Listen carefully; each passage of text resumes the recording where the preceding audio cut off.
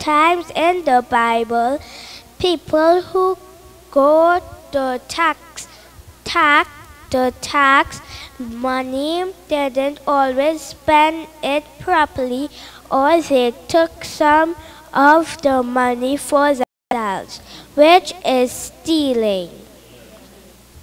So the people from Jericho didn't like Zacchaeus very much, especially because he had lots of money and a big house. They figured he had taken some of the taxes money for himself. Back to the story. Zacchaeus had heard a commotion and soon realized that Jesus was in Jericho. So he rushed like everyone else to see him. When he got to the crowd, he couldn't see anything. He figured that Jesus was in the middle of it somewhere, but standing on his tippy toes, he still couldn't even see Jesus. You probably know what it's like to be shorter than all the adults around. Well, but Zacchaeus wasn't very tall for a grown-up and couldn't ask someone to pick him up to scatter. That would be silly. So Zacchaeus saw a sycamore tree in the corner of his eye and decided to climb it so he could see Jesus. I just wondered if Zacchaeus thought it might be strange for a grown man to climb a tree, especially since he was an important person in the government. Whatever, he thought he did it anyway and didn't seem to care. When Jesus reached the spot Zacchaeus was, he looked up and said to him, "Zacchaeus, come down immediately. I must stay at your house today." So he came down right away and welcomed him gladly. This is so cool. First, Jesus knew Zacchaeus' name without asking him. Second, Jesus didn't care that other people didn't like Zacchaeus. He wanted to visit with him at his house anyway. Third, Jesus said that he must stay at his house today. This means that Jesus knew that God wanted him to go there, and Jesus obeyed. Jesus asked to go to Zacchaeus' house in front of everyone, and as soon as they heard this, they all started talking among themselves. They were shaking their heads and saying, "He has gone to be the guest of a sinner."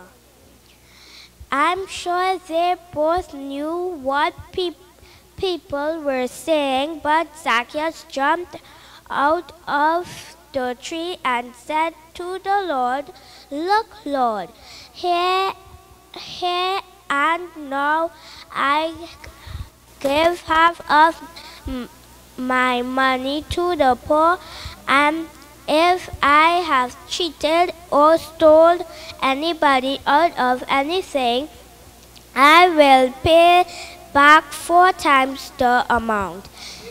The important part about this is that Zacchaeus had change of heart.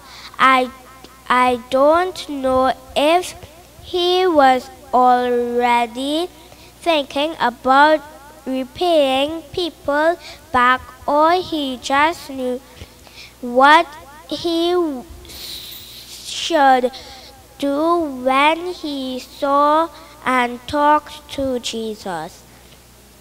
He also said that he would pay back people 4 times the amount.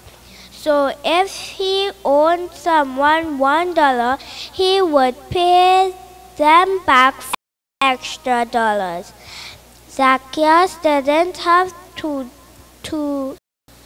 do this, but he wanted to make things more than right. When Jesus heard this, he said, Salvation has come to this house, because this man too is a son of Abraham. For the Son of Man came to seek and to save what was the lost. This was the whole point as to why God sent his Son Jesus to come to earth, to find those who didn't know God and were lost, and to show them who God is, so they could live forever in heaven with him. Praise the Lord. Wonderful. Wonderful.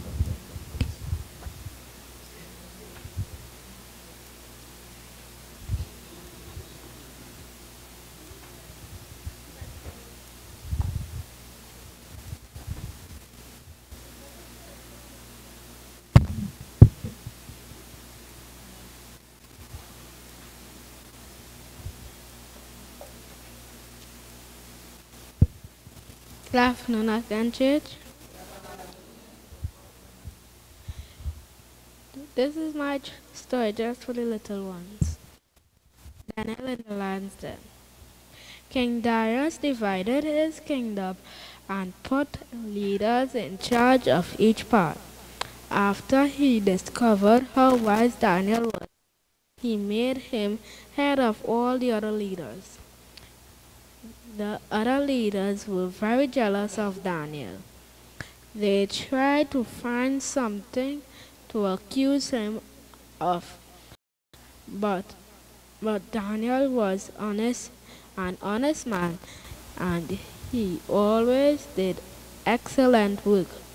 Maybe we can trick Daniel into getting in trouble.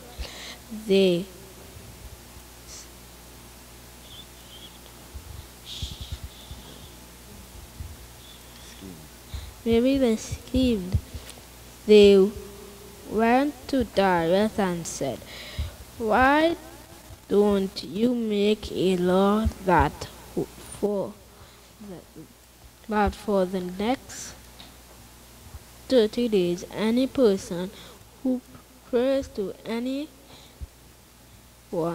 except to your majesty will be thrown into the lion's den."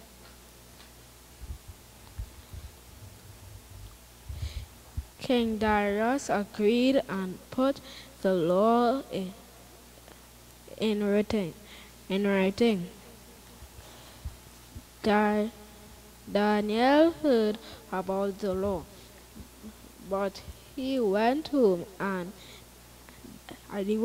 that night and prayed to God just like he had always done.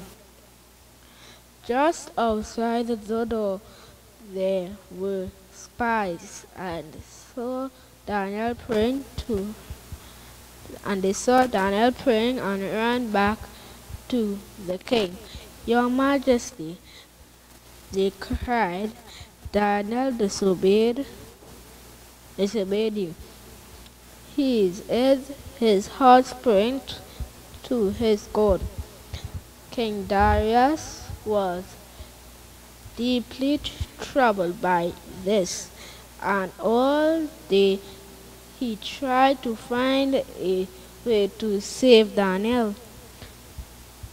But at last he said, I can't take back what I have put in the law.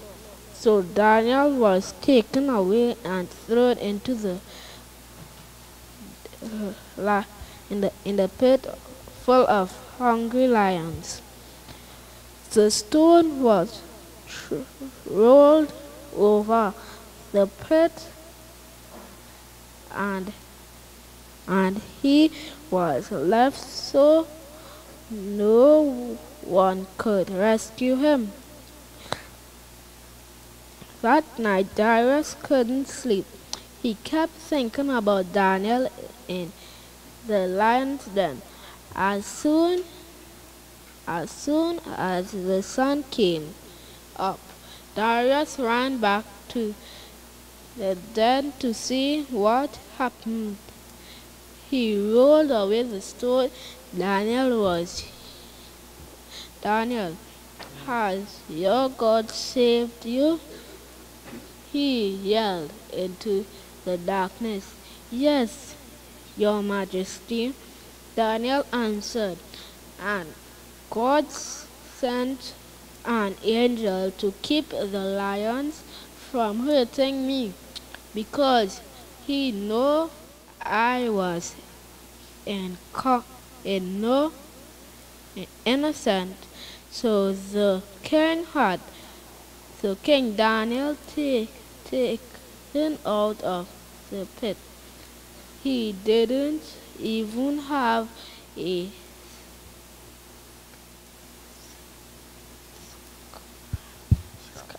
scratch on him, and had protected him because of his faithfulness. Darius ordered all the men who had plotted against Daniel to throw them into the den, and the hungry lions rushed them before they even touched the bottom. This is the end of my story. Whoever was listening, I have questions.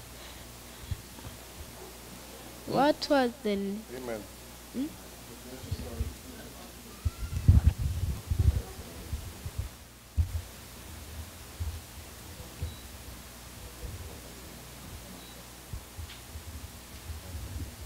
All right, go ahead. 5 questions. What was the stone who was thrown into the lion's den? Daniel. Correct.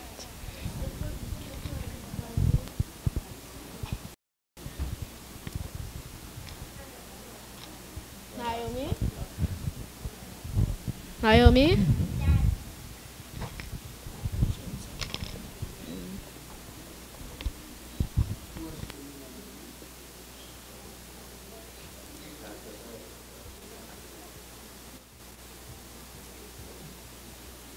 Daniel.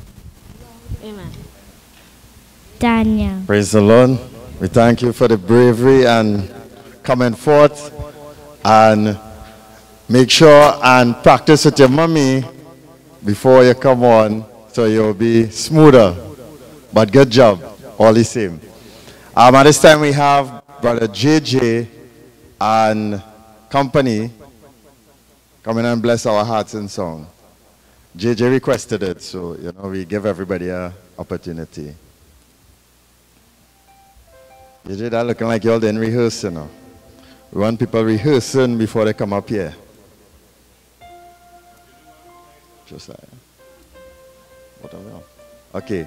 And later on we'll have a short health nugget by one of our young member, Sister Balfour.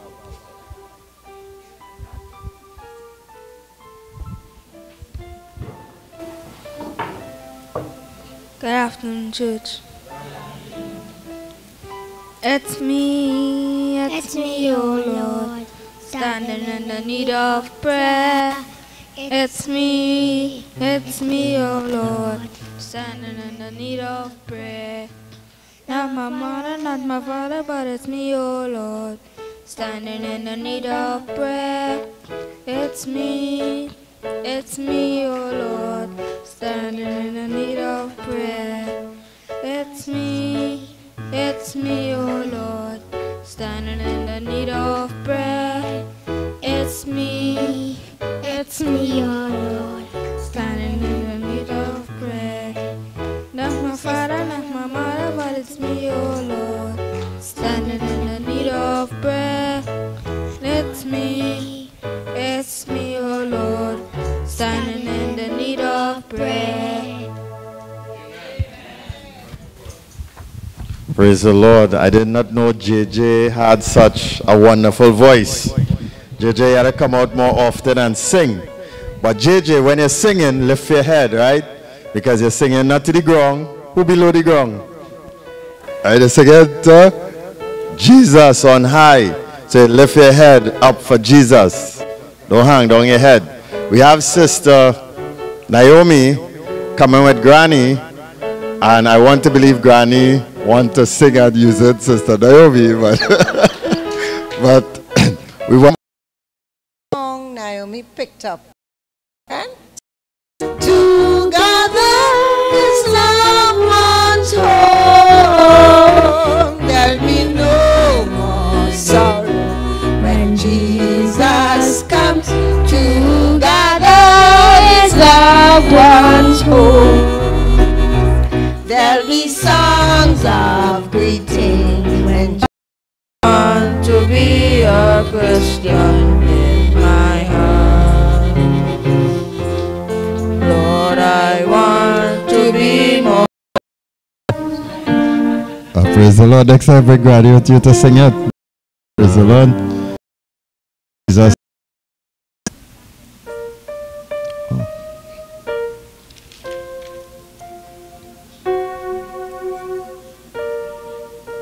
Yeah, Brother Kishon. All right. We have an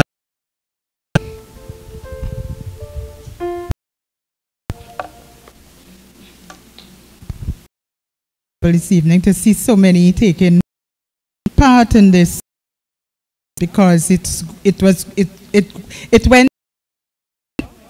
I want us to, as usual, the foundation text that is taken from 3 John verse 2, and any one of the young people, this my daughter or granddaughter should be, yes, could you stand up and say 3 John verse 2 for me, please? Well, say it to all the to the congregation. Oh, you know, so you can't say it, but you could sit down and say it. Beloved, I wish above all things that thou mayest prosper and be in health, even as thy soul prospereth. Amen. And also, I'll call on a young person, her brother there, to say Exodus chapter 15, verse 26. And I want us to keep this scriptural text in our minds as you guys grow up. I want us to really, I want you all to keep this in your mind, because this is Christ. We are really talking about Christ's word there. So keep it in your mind. Exodus verse 26. And said, chapter verse 26. And said, if thou wilt diligently hearken to the voice of the Lord thy God, and will do that which is right in his sight, and will give ear to his commandments, and keep all his statutes, I will put one of these diseases upon thee. None. None of these diseases upon thee, which I have brought upon the Egyptians. For I am the Lord that healeth thee. Praise God. Let us hearken unto the voice of the Lord by his word. And we will promise to do what the Lord word says. Keep his commandments. And then none of the diseases that the world is facing and going through today, you all as reformed children, I say reform because, I mean, yes, this is a reform ministry from the old past. We are reformed for heaven bound, right?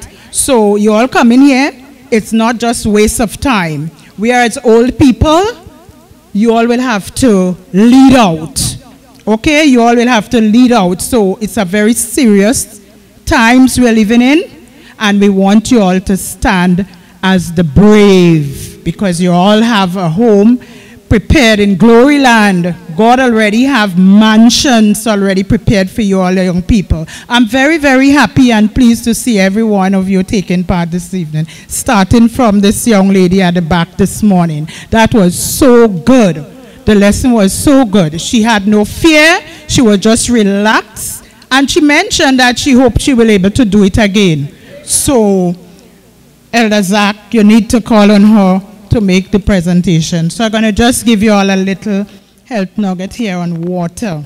Somewhat, I don't know why water came up in my mind. And I said, you know, I've never seen these children, reformed children, they drink water, yes, I see, but with a small glass, some just take a little sip of water.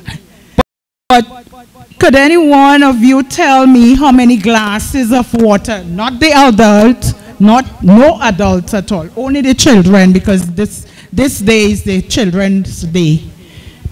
Could you stand and tell me just one at a time? And I saw Keisha on there too, but you tell me how many glasses of water you should be drinking every day, and don't tell lies, and make sure if you're telling the church I'm drinking 8 glasses of water, make sure, because angels take record of that. I'm saying how much glass of water we supposed to drink, or how much do I drink?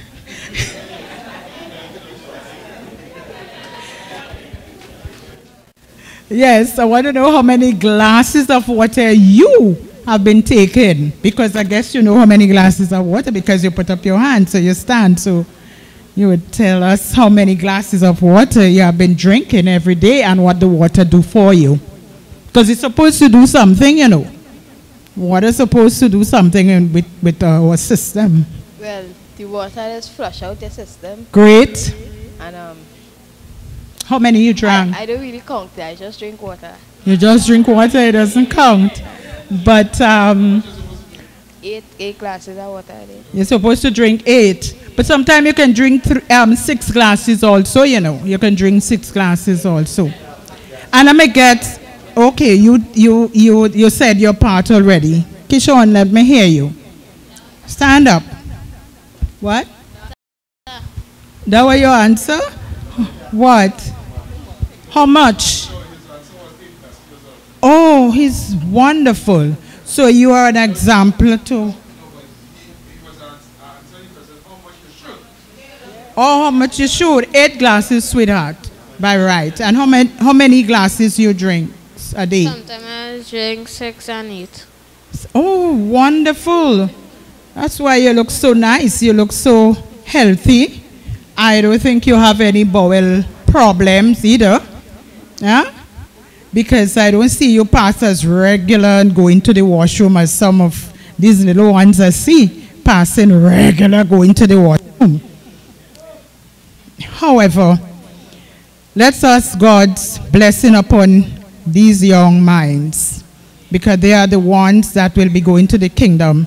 We old foul already. We have to make sure our calling and election sure. No, well, I'm not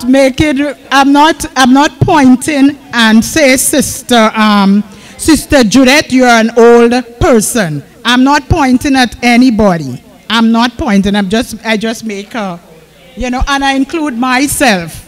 I include myself. I didn't take out myself, okay?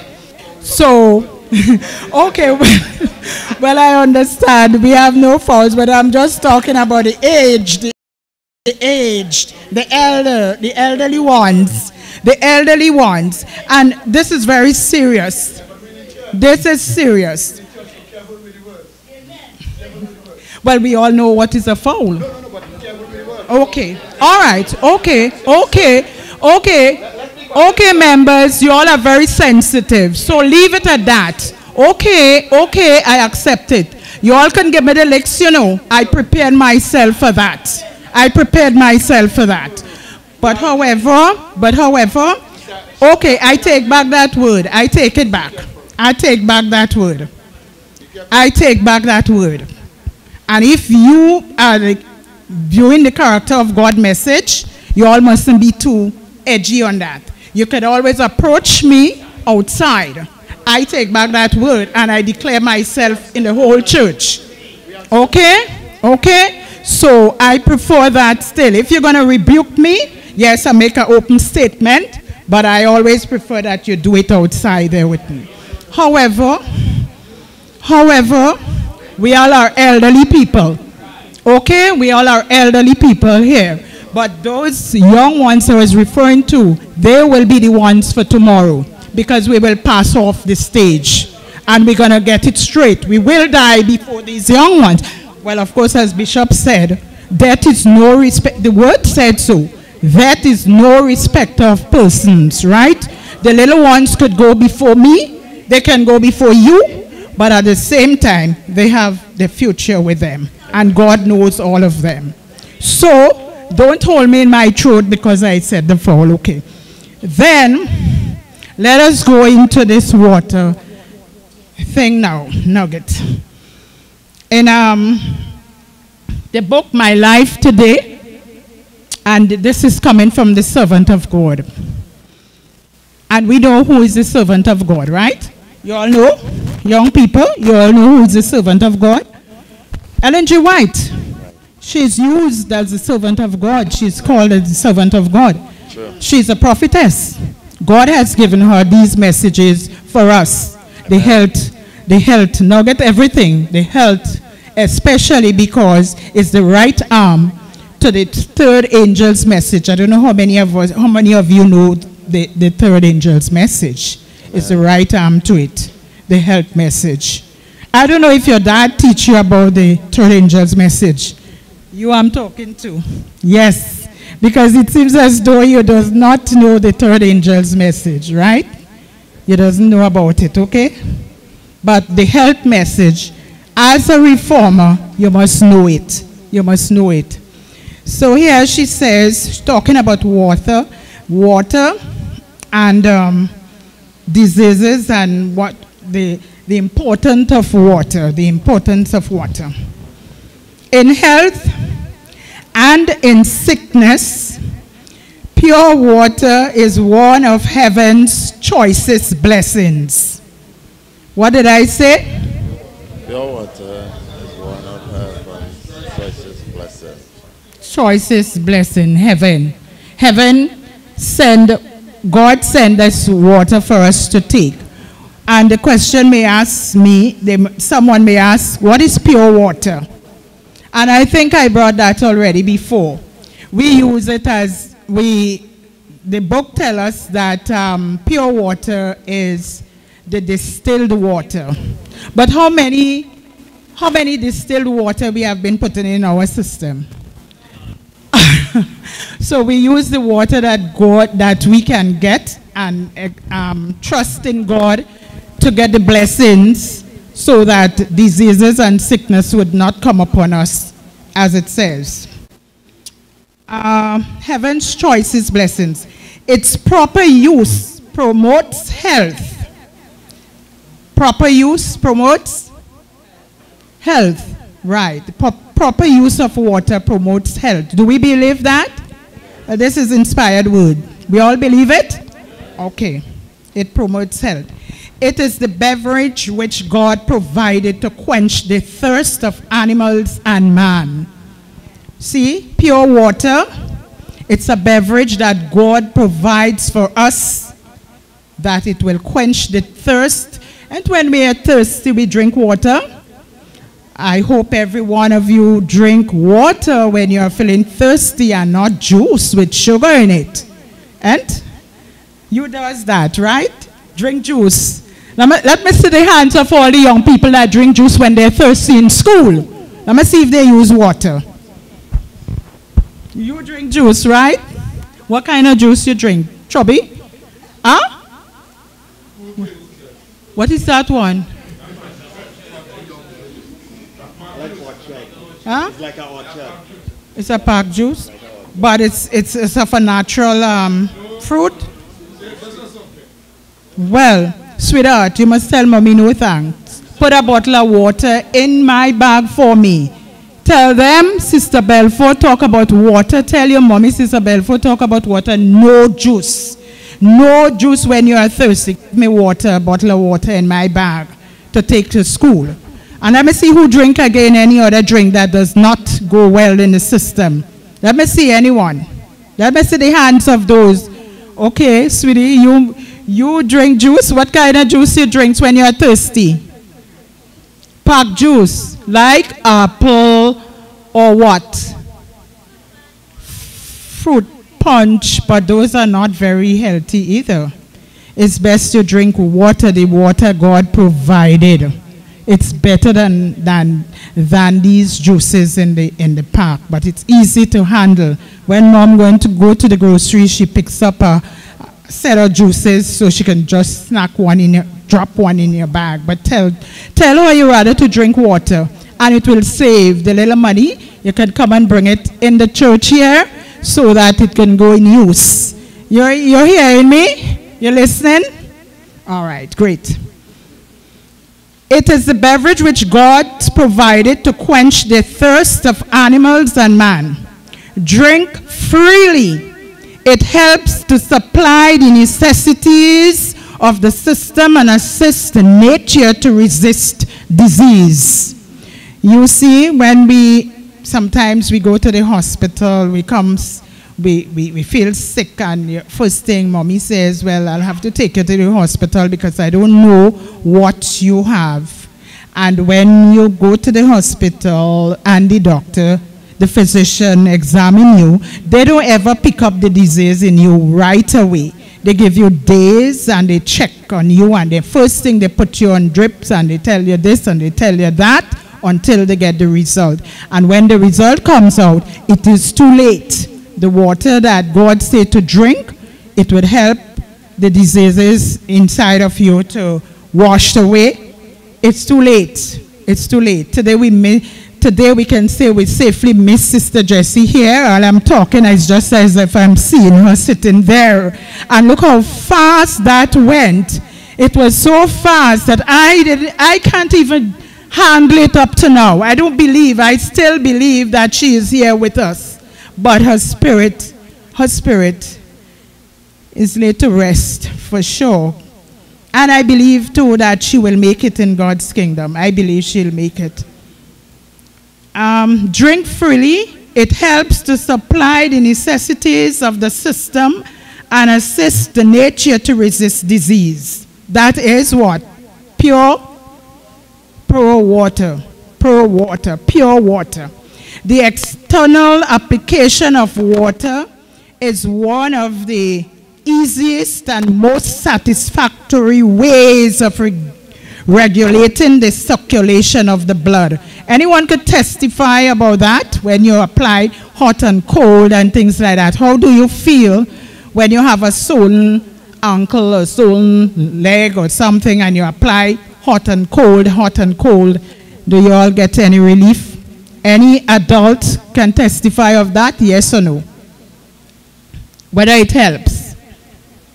Huh? You never do that? Oh, good for you. Well, I know you're a lady. I never hear you have anything, Sister Rushford. Anyone want to say anything good about the hot? Oh, okay. Yes, my sister. I do use hot water on my foot already, and it worked out very good. Thank you. All right? That's so external. it is something, I use hot water and And hot and cold. Hot and cold. no, well, it's only the hot that I really use on it. Oh, only And hot? Yeah, warm water. But warm. okay. Warm water. And it helps? It helps. Very Right, good. it works. Yes. And so we must keep in mind to drink as much water, 6 to 8 glasses of water too, so it can flush out the system. The external application of water is one of the earliest or the easiest and most satisfactory ways of regulating the circulation of the blood. And that statement is taken from Ministry of Healing, page 237. We can also look into it when we get home, or sometimes when we're doing our little worship devotion, we can pull the book, Ministry of Healing, page 237. Pure water to drink and fresh air to breathe invigorate the vital organs, purify the blood, and help nature in her task of overcoming the bad conditions of the system. What did I say? It's a long sentence here. But what did I say? Anyone can remember? Anyone in the youth can tell me what I read?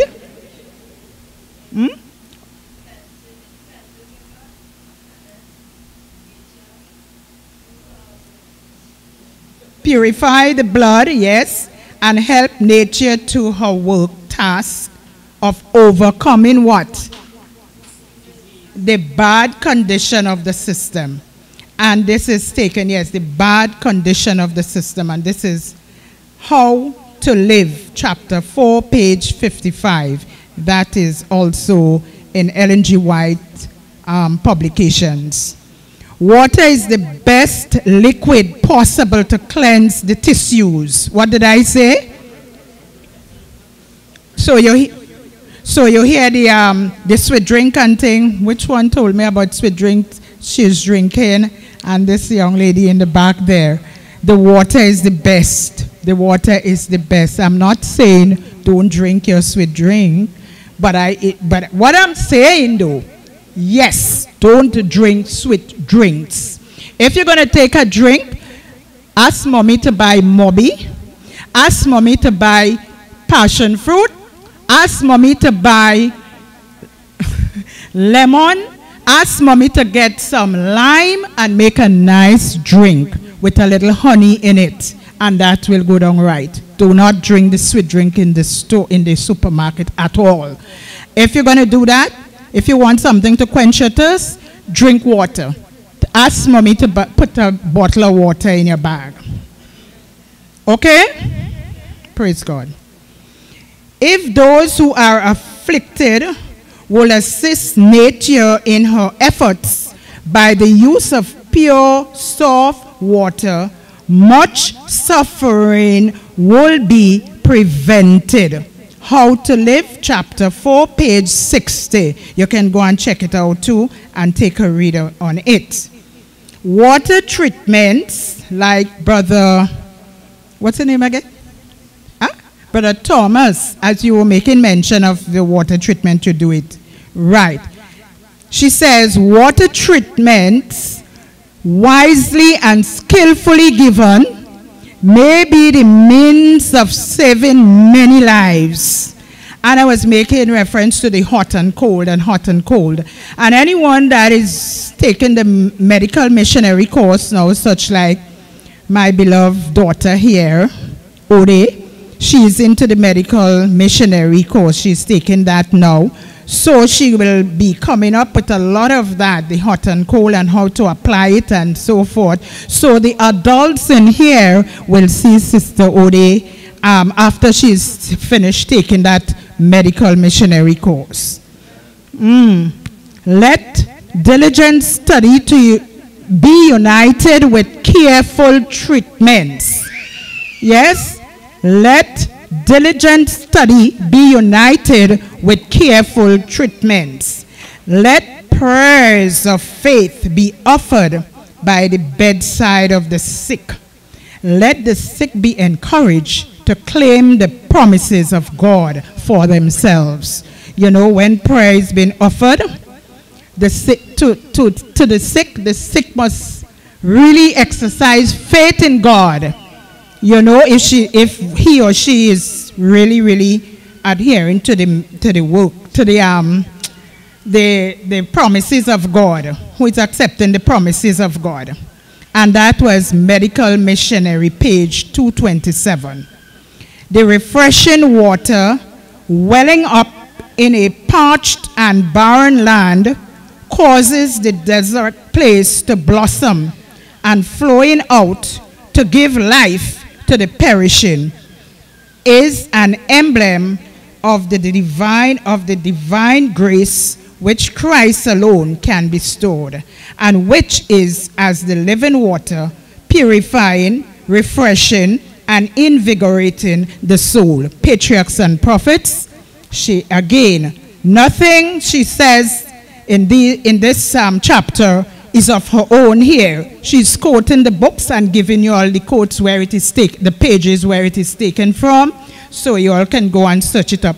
And we can say, church, that thank God that we have the spirit of prophecy to guide us in this life. Many of us who have never tasted what the spirit of prophecy books are, because sometimes I actually grew up in the Seventh-day Adventist Church. From 19 years, I accepted Jesus Christ and the doctrines of Seventh-day Adventists, what they hold. And I can tell you that today they rule out Ellen G. White. Why? Because, you know, they don't really want to be obedient and being truthful to all what God had to say for the church. They moved away from the blueprint and they just doing their thing, and they had many things to say about who is Ellen White and and many other things. Sorry, my language again. But anyways, we as reformers today, I thank God for this ministry, because I have learned before that the people here do accept Ellen G. White. But I never give up. They don't accept it because probably the Spirit of God hadn't cleared their views yet and their understanding. But today I'm so proud and so happy to know that many of the members here have embraced the spirit of prophecy. If not, well, I'm hearing in my ears all. So, well, if all, even better yet. So, there's a statement that says, when Zion shall come together, they will sing the same song, they will have the same word, and everything will be in common. And as she rightly said too, press together. So if all of us here embrace the spirit of prophecy, we are homeward bound, because we don't